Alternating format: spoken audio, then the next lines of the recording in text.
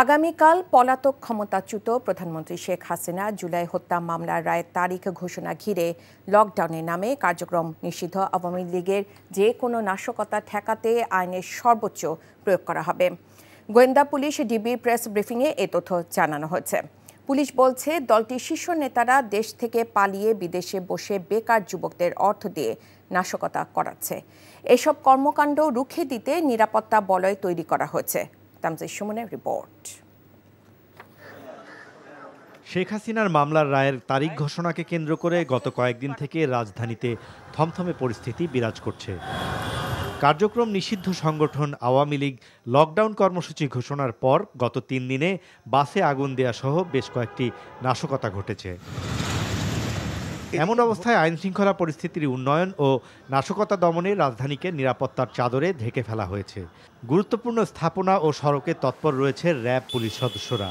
এছাড়া পুরো রাজধানী ও আশেপাশের এলাকায় 14 প্লাটুন বিজিবি মোতায়েন করা হয়েছে। 13 নভেম্বর যে কোনো নাশকতা রুখে দিতে হাইকোর্ট ট্রাইব্যুনালকে ঘিরে নেওয়া হয়েছে বিশেষ নিরাপত্তা ব্যবস্থা। সতর্ক অবস্থানে রয়েছে বিজিবির সাজোয়া যান। পুলিশ বলছে কার্যক্রম নিষিদ্ধ আওয়ামী লীগ কোনো ধরনের নাশকতার চেষ্টা করলে সর্বোচ্চ কঠোর হবেন তারা। আমরা এই গোয়েন্দা তৎপরতা অব্যাহত রেখেছি।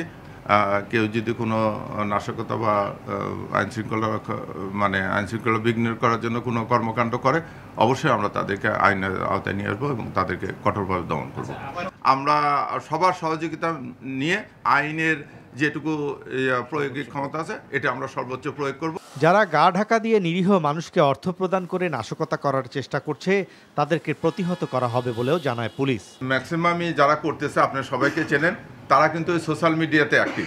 আমরা কয়েকজনকে দেখলাম অত্যন্ত নিরীহ একজন রিক্সাওয়ালাকে 500 টাকা দিয়ে একটা স্লোগান দিয়ে সেটা ভিডিও করে ছেড়ে দিই। বড় বড় যারা আপনি বললেন যে সমস্ত যারা অনেক জ্বালাময়ী বক্তৃতা তারা তো দেশের বাইরে থেকে বলতেছে বলেই নিরীহ লোক একটু করতেছে। আমার ধারণা যে আপনারা যদি প্রচারণাটা ঠিক মতো চালান, আপনারা যদি সামাজিক এই দায়িত্বটা নেন তাহলে মানুষের ভিতর থেকে ভীতিটা কেটে যাবে। যে কোনো পরিস্থিতিতে ভয় না পেয়ে পুলিশের সহায়তায় এগিয়ে আসতে জনসাধারণের প্রতি আহ্বান জানিয়েছে ডিএমপি।